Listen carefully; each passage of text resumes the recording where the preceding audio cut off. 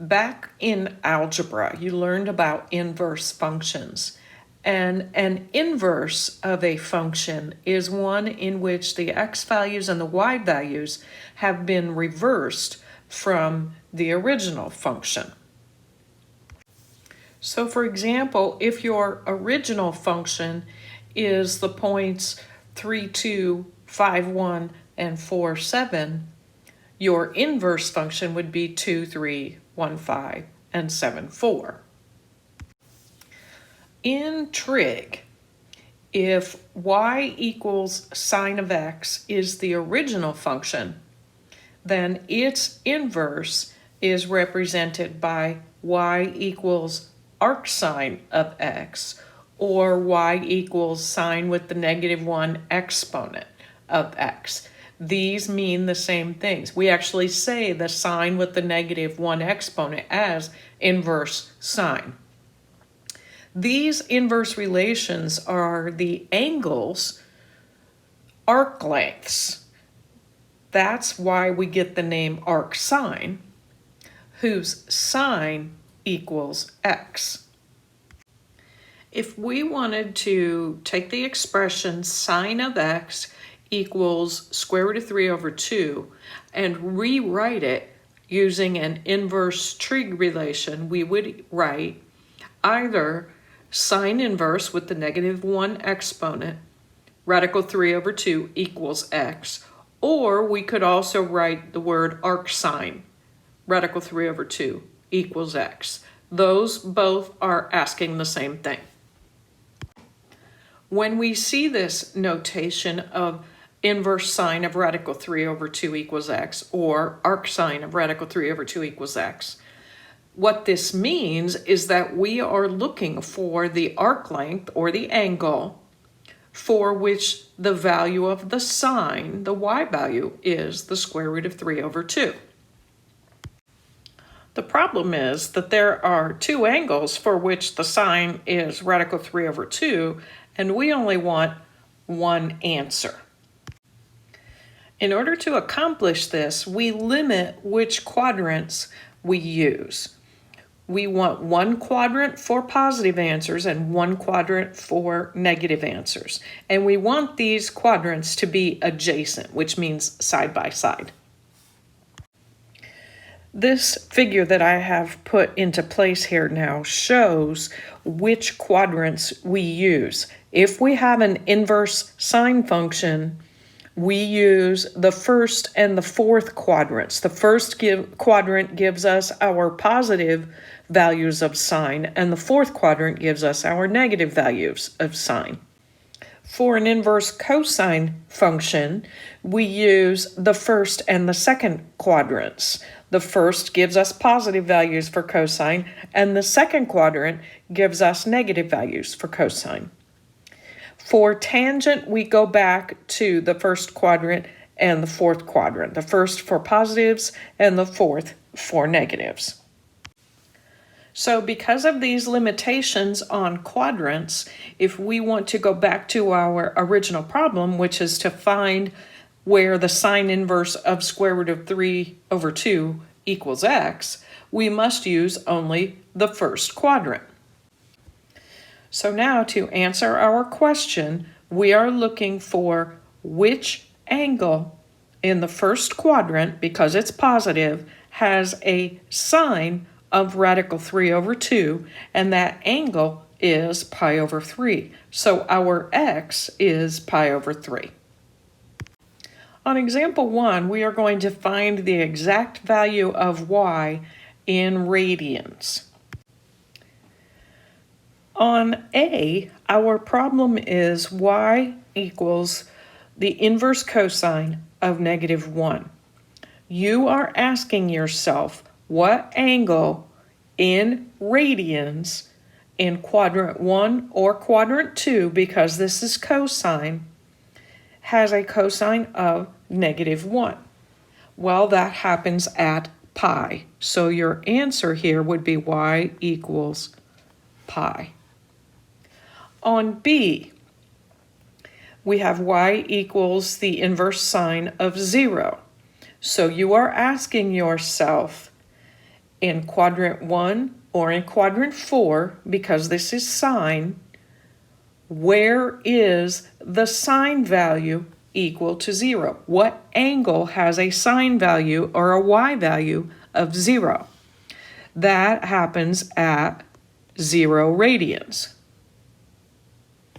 On C, you are asking yourself, what angle has a cosine of 1/2? It's positive, and so it must be in quadrant 1. Since it's cosine, we want the x value. What angle in the first quadrant has an x value of 1/2? That angle is pi over 3. On example 2, your directions will say find the exact value of the expression, and this is problem type 1. The first problem that we're going to do is the cosine of the sine inverse of 2/3. Just like any kind of problem, when you have grouping symbols, you want to work from the inside out. So the first thing we're going to look at is this sine inverse of 2/3. Check the sign of the number. Is it positive or is it negative? It's positive. So what that means is that we are going to use quadrant 1. So what we are going to do is set up an angle in quadrant 1 where the sine relationship of y over r is 2/3. Now we have to use the Pythagorean theorem to find the x value. So x squared plus 2 squared equals 3 squared.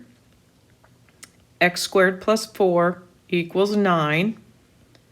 X squared equals 5.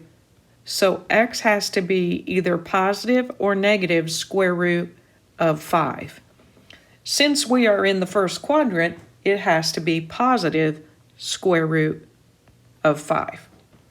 So what we have done by setting up this picture is we have created an angle whose sine is 2/3. We now want to do the cosine of that angle. So the cosine of that angle theta is the x value, square root of 5, over the r3, and that's your answer. On B, we want to do the sine of the arctangent of 3/2. This is no different than the first in the way we're going to approach this. We're going to work on the inside first. We want an angle whose tangent is positive 3/2. If we're doing positive for any of these angles, it's going to be in quadrant 1. So we are going to set up an angle theta where the tangent relationship of y over x is 3/2. Now we need to do the Pythagorean theorem to find the r value. So 2 squared plus 3 squared has to equal r squared. 4 plus 9 equals r squared, so 13 equals r squared. Technically, r is plus or minus the square root of 13, but remember, r is always positive. So r is the square root of 13. Now we want to go and do the outside part. We want to do the sine of that angle theta. Well, the sine is y3 over r square root of 13. You do not need to rationalize it. You can leave your answer like that. On example C, we want to find the tangent of the arc cosine of -5/13.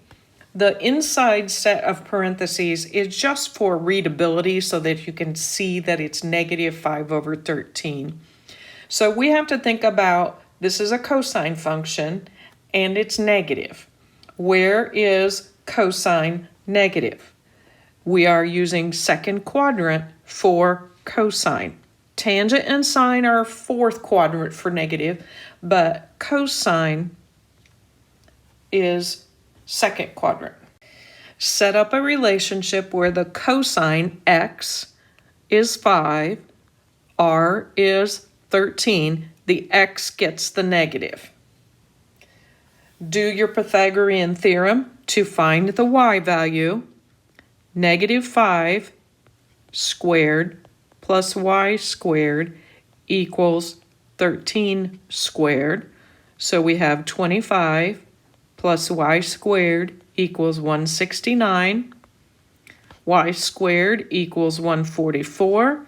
So y has to be plus or minus 12. In the second quadrant, y is positive. So y is positive 12. Now we want to do the tangent for that angle theta.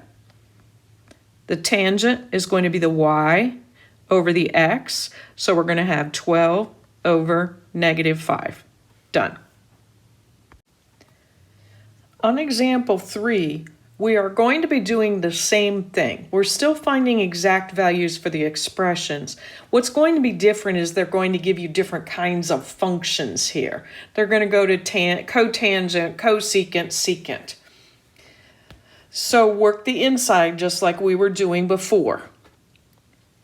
Tangent has to be negative 9. Well, tangent's negative in quadrant 4.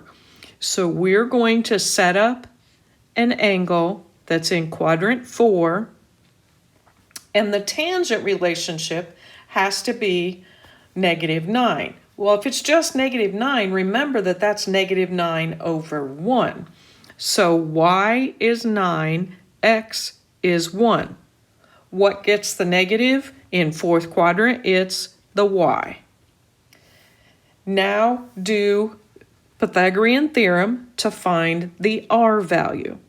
So you will have 1 squared plus negative 9 squared equals r squared. 1 plus 81 equals r squared. 82 is r squared, so r is the square root of 82. I didn't write down the plus or minus because r must be positive. So r is the square root of 82. So this picture now illustrates everything about the inside. We now want to do the cosecant of that theta. Cosecant is r over y. Our r is the square root of 82. Our y is negative 9. There's your answer. On B, we want to find the cotangent of the inverse sine of negative 7/8. If we have a sine and it has to be negative, then we need to be in quadrant 4 again. So we're going to set up an angle in quadrant 4 where the sine relationship y over r will be negative 7/8. Do Pythagorean theorem, you're going to have x squared plus negative 7 squared equals 8 squared. X squared plus 49 equals 64. So x squared has to be 15. So x has to either be plus or minus the square root of 15. Quadrant 4, x is positive. So it's going to be positive square root of 15.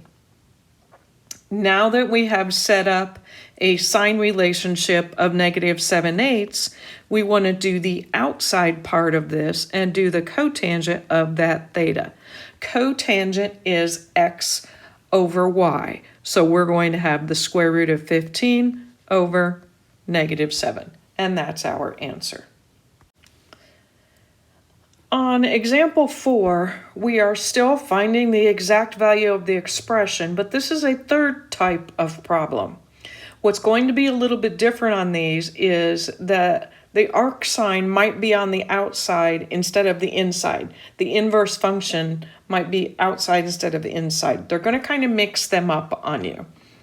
So you are still going to work from the inside out. On this one, the inside part is tangent of 7 pi over 4. So use your unit circle, find the tangent of 7 pi over 4. Well, tangent of 7 pi over 4 equals -1. So now what our problem becomes is arc sine of -1. We replaced tangent of 7 pi over 4 with what we know it equals. Now we're doing a simple inverse function. Ask yourself where in first quadrant or in fourth quadrant does the sine value equal -1? When we use the fourth quadrant, we are going down from 0, and so that happens at -pi over 2. On B, we want to do the arc sine of the cosine of 4 pi over 3. So the first thing we're going to do is think about the cosine of 4 pi over 3. What does that equal? That equals -1/2. So we are going to replace cosine of 4 pi over 3 with what we know it's equal to. And that means our problem becomes the arc sine of -1/2. Now we are going to ask ourselves, in fourth quadrant, because it's negative, what angle has a sine or a y value of -1/2? That happens at -pi over 3. On the last example for these problems, we have to do the cosine of the inverse tangent of the square root of 3. So again, working the inside first. The inverse tangent square root of 3. What angle has a tangent, and this must be in quadrant 1 because it's positive. If you put the y over the x, where do you get square root of 3? That happens at pi over 3. So now our problem becomes the cosine of pi over 3. Well, we know that the cosine of pi over 3 equals 1/2.